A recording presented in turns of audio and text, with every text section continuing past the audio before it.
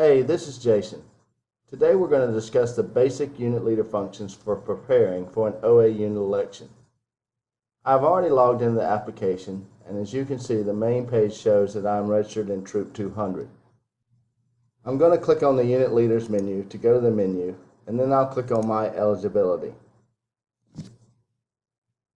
First, we're going to check for any preloaded errors. Since we are preloading all the person information from the council, there could be some validation errors that occur because it was directly loaded into the database. Thus, I'm going to scroll all the way down and click Save.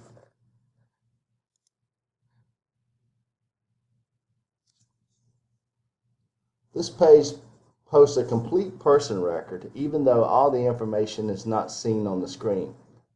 In this demo, we have an error on the primary email, so we're going to go and edit this and resolve this error.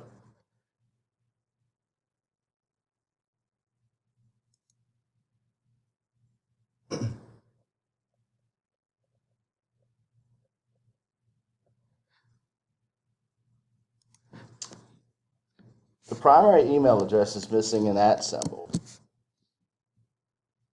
So I will fix this and save the record, and I'll be returned to the My People main page.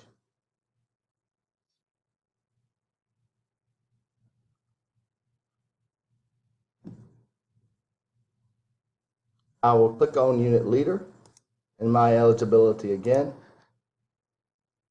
Repeat the process.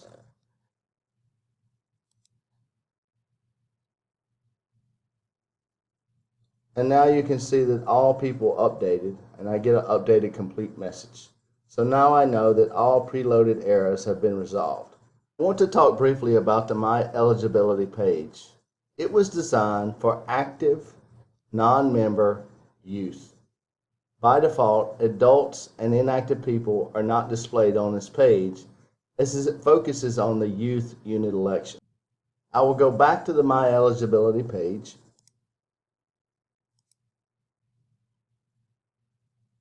Setting youth that are already members is the second step in the process. It is optional, however, it will clean up the page to only show non-members. It may not be necessary in smaller units. It can be combined with a third step to mark people eligible. However, for demo purposes, I will mark a couple members and save and review the page.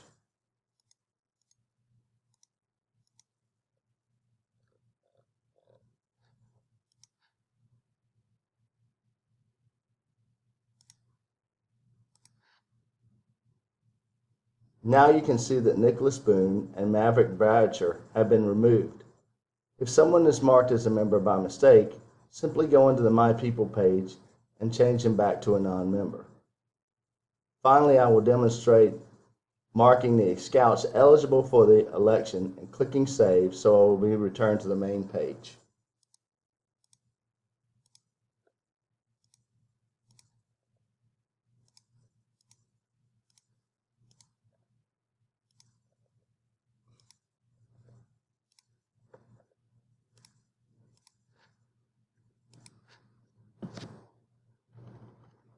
You can see the update completed.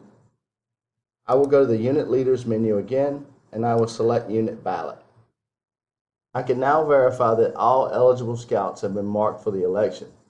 These are the ballots to be given to each scout during the election, and they can be printed ahead of time either by the election team or the unit leader.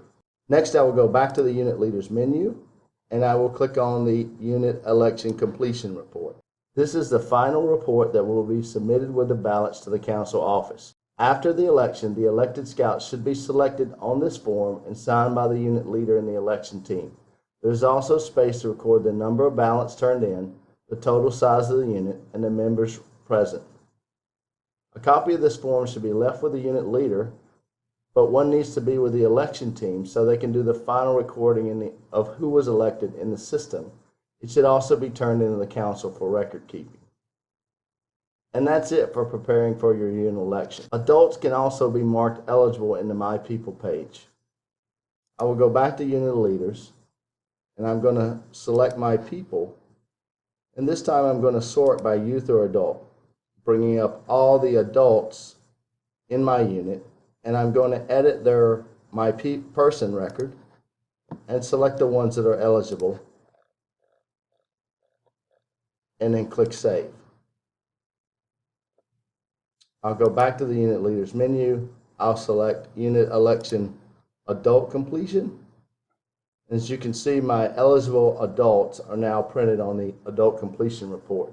This report can be sent to the Troop Committee for review and approval of who will be elected into the OA.